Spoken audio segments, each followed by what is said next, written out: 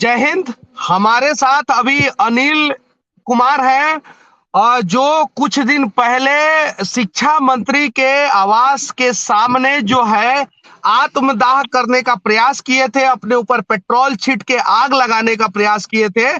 और बिहार में जो शिक्षा का स्तर है और जो एसटीईटी अभ्यर्थियों के साथ जो गलत हो रहा है, उसी के खिलाफ जो है ये अपना आत्मदाह करने का प्रयास किए थे। फिर बाद में जो है इन्हें पुलिस के द्वारा गिरफ्तार की गई थी और उसके बाद से जो है थाने में इन्हें 4-5 घंटे बिठा के जो है बाद में छोड़ दिया गया। तो अनिल जी, सबसे पहले ये बताइए कि आपने अपने ऊपर पेट्रोल शिक्षा मंत्री के आवास के सामने क्यों छींटा था? सबसे पहले सर नमस्कार सर आपको। आपने अपने ऊपर पेट्रोल क्यों छींटा था? सर मैंने अपने ऊपर पेट्रोल इसलिए छींटा था कि सरकार ने सरकारी विज्ञापन शिक्षक भर्ती परीक्षा 2019 एसटीईटी 2019 का विज्ञापन संख्या पीआर 373/2019 का चयन की प्रक्रिया का परीक्षा परिणाम के बाद परिवर्तन कर रही थी। हम लोग इसी के सिलसिले में कि सरकार सरकारी विज्ञापन का पालन करे, शिक्षक भर्ती परीक्षा का विज्ञापन का पालन करे, हम लोग धरना पे बैठे हुए थे गर्दनी बाग। लेकिन गर्दनी बाग में पुलिस हम लोगों के ऊपर बल प्रयोग कर रही थी और कोई बातचीत नहीं कर रही थी। तो हमारे पास क्या विकल्प बच जाता है? हमने सोचा कि अब चलते हैं माननीय शिक्षा मंत्री से मिला जाए। तो मैं कहा कि मुझे माननीय शिक्षा मंत्री जी से मिलवा दीजिए। आखिर कौन सी वो बात है? ये इतने बड़े मेरे पास सबूत है साहब। देखिए ये 100 पन्ने का सबूत है, सरकारी दस्तावेज है, सब कुछ मैं 1 बाय 1 आपको बताऊंगा। सब कुछ स्पष्ट रूप से लिखा हुआ है। 8 पन्नों का आपने विज्ञापन विज्ञापित किया, सरकारी विज्ञापन पीआर 373/2019 विज्ञापन में चयन प्रक्रिया का वर्णन, मैंने उसके आधार पे फॉर्म भरा, परीक्षा दिया, परीक्षा परिणाम घोषित हो गया, मेरिट में आ गए। अब आप इसको बदलने का क्या औचित्य है? क्या मेरी जिंदगी की कोई कीमत नहीं नहीं, है? लेकिन ये भी तो बात सही नहीं है कि आप कहीं सार्वजनिक स्थल पे जाके और अपने आप के ऊपर जो है पेट्रोल छींट के आत्मदाह करने का प्रयास करें। ये भी तो सही नहीं है, क्योंकि आत्महत्या या आत्मदाह कौन करता है? कहीं नहीं तो कहीं जो है कमजोर और बुद्धिल लोग करते हैं। अगर आप हिम्मती है, साहसी है, तो हमें लड़ना चाहिए। हमें सिस्टम से, सरकार अगर गलत कर रहा है तो हमें लड़ना चाहिए, ये बात सत्य है। लेकिन कहीं भी आत्मदाह करना किसी चीज का सॉल्यूशन नहीं होता है। इस पे क्या कहना चाहते हैं? नहीं नहीं, आप बात बिल्कुल सही। मैं एनआईटी का पढ़ा लिखा हूं सर, आप भी इंजीनियर हैं। मैं समझता हूं नहीं करना चाहिए, ये गलत है। लेकिन सर हमारे पास क्या विकल्प बच जाता है? गर्दनी बाग में एक एक 300 एक एक चीज और मैं आपको रोकना चाहता हूं। जब आप एनआईटी से पढ़े लिखे हुए हैं, नेशनल इंस्टीट्यूट ऑफ टेक्नोलॉजी से पढ़े लिखे हैं, कौन सा ब्रांच था आपका? Computer science. एनआईटी का बच्चा जिसका कंप्यूटर साइंस ब्रांच हो, वो जो है आज जो है बिहार में वो शिक्षक बहाली में अप्लाई करता है। आपको तो एनआईटी से प्लेसमेंट हो जाना चाहिए था। कंप्यूटर नहीं, का ऐसे भी बहुत सारा स्कोप है। मैं जॉब करता था सर, दिल्ली नोएडा गुड़गांव में मैं जॉब किया हूं सर। मैं बेरोजगार नहीं हूं। मैं बिहार की धरती पे मैं काम करना चाहता हूं, अपनी मिट्टी के लिए काम करना चाहता हूं और बिहार को हिंदुस्तान का नंबर 1 राज्य बनाना चाहता हूं। क्या ये गलत है? क्या माननीय मुख्यमंत्री अगर इंजीनियरिंग करके दिल्ली नोएडा गुड़गांव के कंपनियों में काम कर रहे होते तो बिहार आज इस स्थिति पर पहुंचता? क्या बिहार के लिए वो सेवा कर पाते? क्या बिहार के लिए सेवा का भाव होना अपराध है, गलत है? बताएं नहीं, आप। यहाँ आपका सोच एकदम सही है, गलत नहीं है। मैं गलत नहीं ठहरा रहा हूं आपको।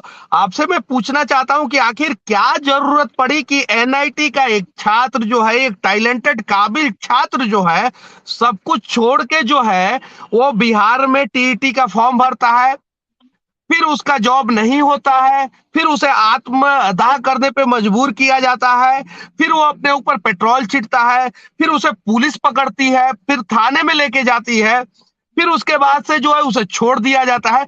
तो ये परिदृश्य मतलब कि ये क्यों हुआ, उसके बारे में मैं जानना चाहता हूं। जी जी जी, मैं जब वहां नोएडा गुड़गांव में काम किया सर, यहीं पे नोएडा में मैं काम करता था। वहां पे समाज से अलग, बिहार से 1000 किलोमीटर दूर, समाज से अलग, किसी से कोई लेना देना नहीं, अपने मतलबी का इंसान बनकर के जीने का जिंदगी मुझे पसंद नहीं आया, इसलिए मैं बिहार की धरती पर आया। अब एक बिहार में सवाल तो और कोई। मैं पूछना चाहता हूँ, आपके दिमाग में ऐसा क्यों आया और कहां से आया कि आप जाके जो है वहां पे पेट्रोल छीट के जो है आत्मदाह करें?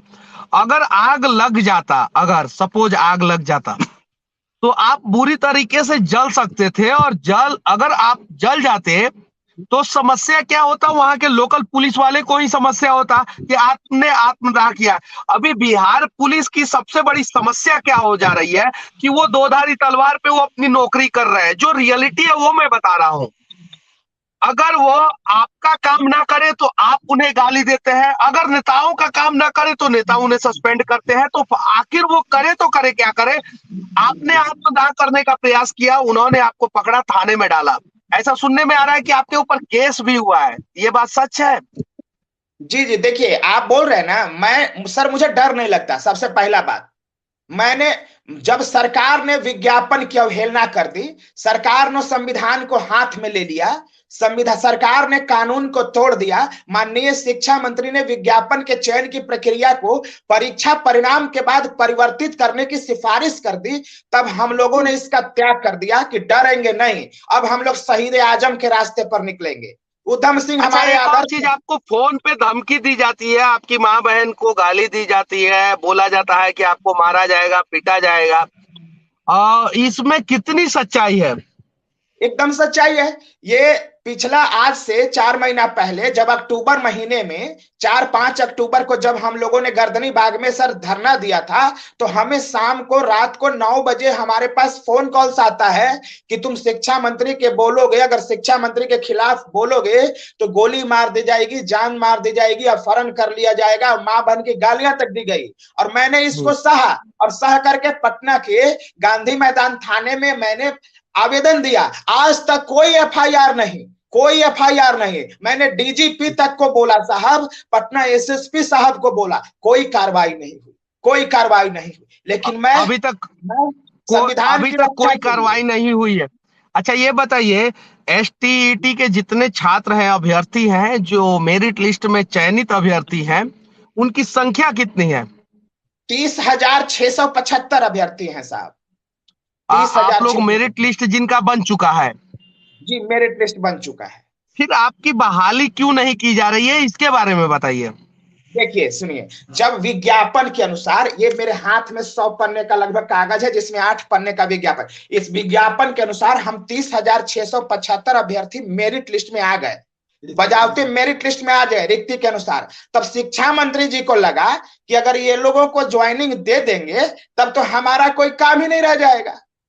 तो ये क्या कह गए, ये सोचे कि नियोजन इकाई में इन लोगों को भेजो, पास और फेल सब बराबर कर दो, और नियोजन इकाई में भेजो। और नियोजन इकाई में तो कुकर्म का अड्डा है। वो मधेपुरा वाला बीओ तो खुलेआम पैसा मांग रहा था कि मामा, फूफा, फूफी, चाचा, चाची मधेपुरा सबको। वाले बीओ साहब के बारे में मैं बता देना चाहता हूं, जिनका ऑडियो वायरल हुआ था, जो नियोजन इकाई में थे और जो खुलेआम पैसा मांग रहे थे, उनके ऊपर कार्रवाई ना करके उनका प्रमोशन करके पटना सचिवालय में बिठा दिया गया है। ये बात देखिए तो शायद से ये, बिहार के लोग नहीं जानते होंगे, ये मैं बता रहा हूं, उनका प्रमोशन कर दिया गया जो खुलेआम पैसा मांग रहे थे। बिहार की सेवा के लिए बहुत सारे रास्ते, मनीष कश्यप इसका उदाहरण है। सीमा कुमारी लिख रही है, सरकारी नौकरी का भूख इसको कहते हैं, बिहार का सेवा करने का अनेकों रास्ता है। सीमा जी, आपका कहने का मतलब सही है, हम समझते हैं, लेकिन फिर भी जो है मतलब कि सरकारी नौकरी बच्चों को चाहिए। कुमार गौरव लिख रहे हैं, कुमार गौरव कि तू तो फर्जी है अनिल, तूने एसटीईटी पास ही नहीं किया है। कितनी सच्चाई है अनिल जी? ये कुमार गौरव लिख रहा है कि आप एसटीईटी पास ही नहीं किए हैं।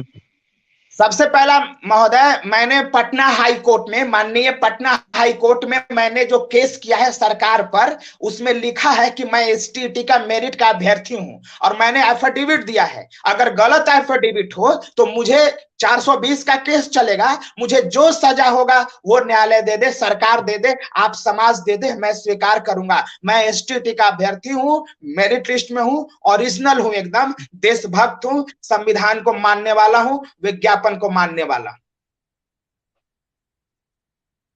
राकेश कुमार लिख रहे हैं, मैं भी एसटीईटी का हूं और ये महोदय गलत बोल रहे हैं। आपके ऊपर इतना एलिगेशन आरोप क्यों लगाया जा रहा है? कमेंट में मैं कमेंट देख रहा हूं, वो क्यों लगाया जा रहा है?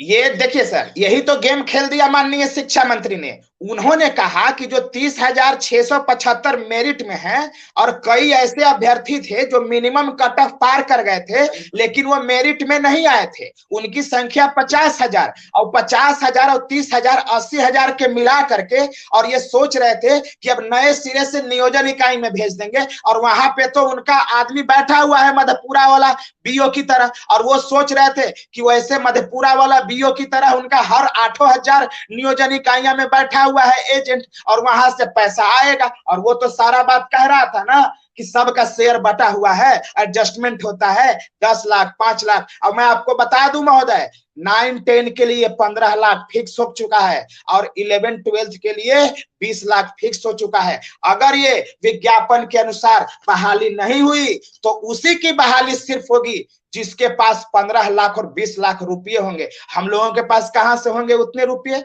बताइए। मैं संविधान और विज्ञापन की बात करता हूं, कहां गलत है सर? बताएं, आप बताएं कहां गलत है? क्या विज्ञापन और संविधान की बात करना गलत है? क्या कायदे की बात करना गलत है? यहाँ पे सरकार की कहीं नहीं तो कहीं गलती है, जो मेरिट और नॉन मेरिट के छात्रों को आपस में लड़ा दिए हैं। और अभी भी बिहार में जो है 1.5 लाख से ज्यादा शायद से शिक्षकों का सीट खाली है अभी भी बिहार में, जैसा कि मुझे जानकारी है। शायद ये जानकारी थोड़ी बहुत गलत या सही हो सकती है। एग्जैक्ट जानकारी जिनके पास है वो कमेंट में अपनी राय को रख सकते हैं। लेकिन सर मैं फिर से कहना चाहता हूं, कहीं भी आत्महत्या आत्मदाह करना किसी चीज का सॉल्यूशन नहीं है। इसे ना ही किया जाए तो ज्यादा अच्छा है। बाकी आप लोग प्रयास करें। और हाँ, एक और चीज अनिल सर, मुझे सुबह में एक फोन आया था जिस फोन पे डायरेक्ट कहा गया था मुझे कि मनीष जी आप हमारे खबर को दिखा दीजिए, आपको कितना पैसा चाहिए। हमारे पास रिकॉर्डिंग भी है उस आदमी का। मैं बता देना चाहता हूं, खबरों के लिए हम किसी भी प्रकार का पैसा नहीं लेते हैं, फिर से कह देना चाहता हूं। और उसके अलावा जो है, आपकी जो भी समस्या होगी, जब भी समस्या होगी, अगर आप सही होंगे, जेन्युइन होंगे, तो हम संवैधानिक तरीके से उन समस्याओं को दिखाएंगे, असंवैधानिक तरीके से नहीं। और असंवैधानिक तरीके से कोई भी कार्य अगर आप करेंगे तो हम उसका ना बढ़ावा देंगे और ना ही सपोर्ट करेंगे। उसके अलावा एक और सवाल मैं पूछना चाहता हूं, जो आपने बताया कि 30,000 से ज्यादा बच्चे हैं, अभ्यर्थी हैं, फिर 30,000 में से सिर्फ आपने आत्मदाह की कोशिश क्यों की? नहीं, सब लोग आत्मदाह करने के लिए तैयार था, लेकिन वहां पर चूंकि स्थिति परिस्थिति ऐसी बन गई कि इतना पुलिसकर्मी हो गया कि कोई बहुत मौका नहीं मिल पाया, वरना सब लोग तैयार है सर। मैं अकेले नहीं हूं, 30,675 सब लोग जान देने को तैयार है। आप देखिएगा आगे वाले दिन में ऐसा सब कोई करेगा। मैं कोई नेता नहीं बनना। झूठ बोल रहे हैं, इसलिए भी झूठ बोल रहे हैं कि मैंने एसटीईटी पे बहुत सारा वीडियो किया है, 10 से ज्यादा वीडियो किया है। 30,675 लोग तो एक साथ एक जगह पे इकट्ठा नहीं होते हैं। अगर आप लोग 30,675 लोग अगर गांधी मैदान में इकट्ठा होंगे तो आधा गांधी मैदान भरा हुआ दिखेगा। आप लोग 400, 500, 600, 1000, 2000 इकट्ठा होते हैं, उससे ज्यादा इकट्ठा नहीं होते हैं। ये बात सच है। नहीं, बात जो मैंने देखा है वो मैं बता रहा हूँ। शायद मैं एकदम सच है, सच बात है। आप सच बोल रहे हैं सर, आप सच बोल रहे हैं। और आपके क्योंकि अगर 30,675 लोग, 671 लोग सॉरी, अगर एक साथ अपने गार्जियन के साथ सिर्फ इकट्ठा होंगे ना, तो नरेंद्र मोदी जी की रैली में गांधी मैदान में जितना भीड़ नहीं हुआ था उतना तो शिक्षकों का और उनके परिजनों का भीड़ हो जाएगा। फिर सरकार को तो ऐसे ही झुकना पड़ेगा। तो कोई भी आंदोलन करने का तरीका अनेकों हो सकता है। कुछ संवैधानिक तरीके से हो सकता है, संवैधानिक तरीके से हो सकता है, शांति से हो सकता है, उग्र प्रदर्शन से हो सकता है, संख्या बल दिखा के भी हो सकता है। तो आप लोग अपना संख्या बल दिखाएं, सरकार ऐसे भी झुक जाएगी, आप लोग का काम हो जाएगा। लेकिन जब तक आप संख्या बल नहीं दिखाएंगे और संवैधानिक तरीके से करने का प्रयास करेंगे, तो सरकार तो चाहती ही है कि आप कुछ गलत करें और आपको जेल में डाल दे, जैसा कि आपके ऊपर एफआईआर हो गया। जी जी, एक बात खाली और बोल करके सर मैं अपना वार्निंग खत्म करूंगा। देखिए सर, हाँ आपने जो बोलिए बोला बोलिए कि सर। बिहार में शिक्षक विहीन विद्यालय चल रहे हैं सर। 6,000 उत्क्रमित विद्यालय में एक भी शिक्षक नहीं है। पुराने वाले विद्यालय में से एक एक शिक्षक डाल दिया गया और वहां धड़ल्ले से पढ़ाई चल रहा है। सोच लीजिए, 6,000 विद्यालय, एक शिक्षक नहीं नियुक्त किया गया। पुराने विद्यालय से एक एक शिक्षक, यानी एक शिक्षक से एक विद्यालय चल रहा है।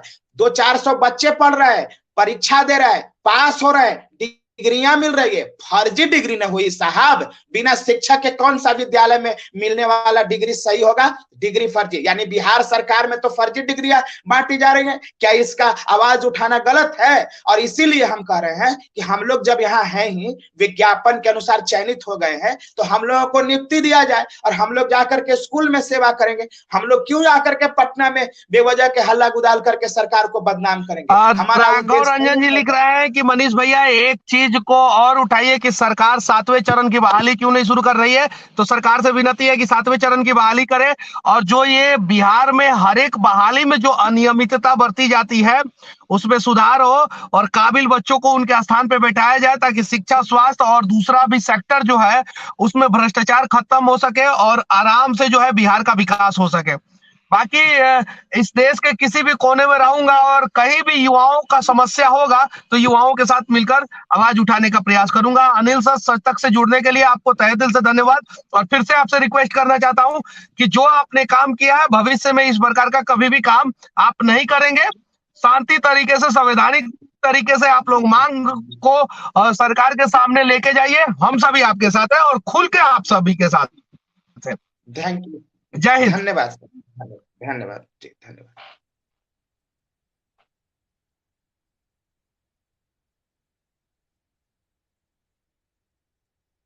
अब देखिए क्या लेगा।